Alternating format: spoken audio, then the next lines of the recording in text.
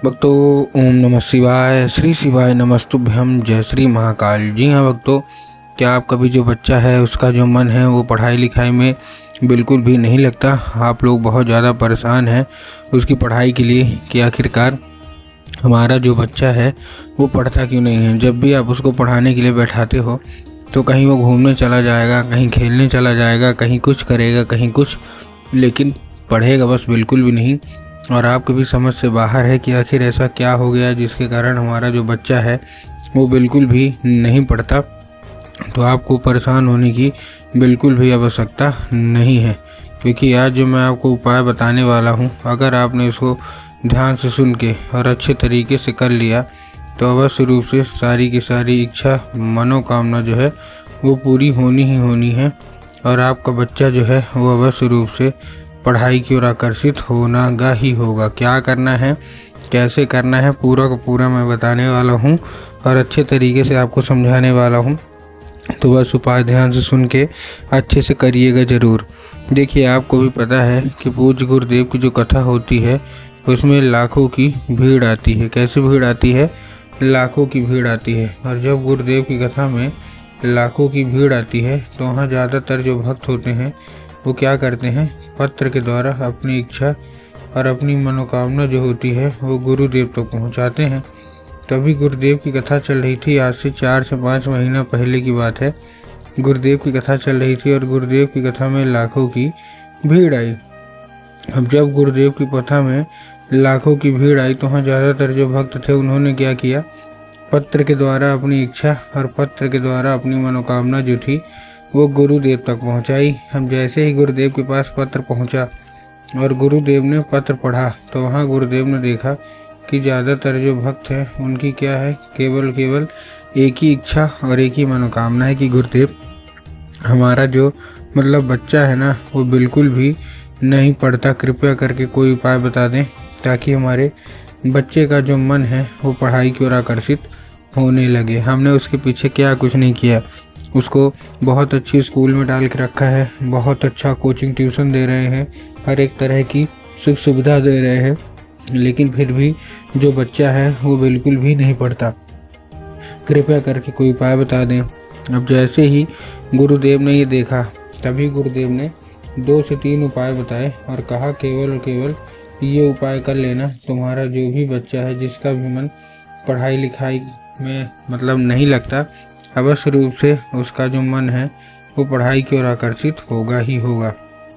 अब जैसे ही गुरुदेव ने उपाय बताया तो लोगों ने जाके इस उपाय को घर में करना शुरू कर दिए। अब जैसे ही लोगों ने जाके इस उपाय को घर में करना शुरू कर दिया, वही लोग गुरुदेव की कथा में मात्र 1 से 1.5 महीने के बाद वापस आए। अब जब वही लोग गुरुदेव की कथा में वापस आए तो उन्होंने क्या किया, फिर से एक बार गुरुदेव को पत्र लिखा। लेकिन ये वाला जो पत्र था ये गुरुदेव को धन्यवाद के रूप में पत्र था कि गुरुदेव धन्य हो आपका, आपके द्वारा बताया गया उपाय हमने कर लिया है, हमारी सारी इच्छा सारी मनोकामना जो है वो भी पूरी हो गई है, आपका कोटि कोटि धन्यवाद। तो देखिए, जो लोग भी मेरी आवाज़ अभी सुन रहे हैं ना, अगर आपको भी जानना है कि आखिर ऐसा कौन सा उपाय है जिसको करने मात्र से इच्छा मनोकामना जो है वो पूरी हो जाती है, तो चलिए हम बताते हैं आपको आज की इस वीडियो के माध्यम से कि आपको करना क्या है। तो बस उपाय ध्यान से सुन के अच्छे से करिएगा ज़रूर, ठीक है। लेकिन उसके पहले चैनल पे अगर पहली बार आए हैं और आवाज़ मेरी पहली बार सुन रहे हैं तो वीडियो कर दें लाइक और चैनल को भी कर लें सब्सक्राइब। तो देखिए, जो हमारा पहला उपाय है, इस उपाय में आपको लेना क्या है, इस उपाय में आपको सिंपल सा लेना है 3 काली तिल और साथ में आपको लेना है 1 धतूरा। तो 3 काली तिल ले लिया आपने, साथ में आपने 1 धतूरा ले लिया। धतूरा लेने के बाद आपको करना क्या है, जैसे आपने धतूरा लिया, धतूरा लेने के बाद आपको केवल एक काम करना है। क्या काम करना है, आपको अपने बच्चे के हाथ में उसको दे के भेज दीजिए कहाँ, सीधा शिव मंदिर। अब जैसे ही आपका बच्चा शिव मंदिर पहुँचेगा, शिव मंदिर पहुँचने के बाद उसको बोलिएगा कि दक्षिण दिशा में खड़ा हो जाए और उत्तर की ओर अपना चेहरा कर ले। अब देखिए, दक्षिण और उत्तर में ना बहुत सारे लोगों के मन में कन्फ्यूज़न होता है कि आखिर दक्षिण क्या है, उत्तर क्या है, हमको थोड़ा साफ बताओ। तब गुरुदेव ने साफ बताया है कि आप जिस भी शिव मंदिर जा रहे हैं ना, उस शिव मंदिर का किधर साइड जलाधारी हो, क्या करना है आपको, उधर साइड आपको अपना चेहरा करके खड़े हो जाना है। ठीक, खड़े हो गए। खड़े होने के बाद आपको करना क्या है, एक नाम लेके, कौन सा, महादेव का बहुत ही सुंदर सा नाम है श्रम्भेश्वर महादेव।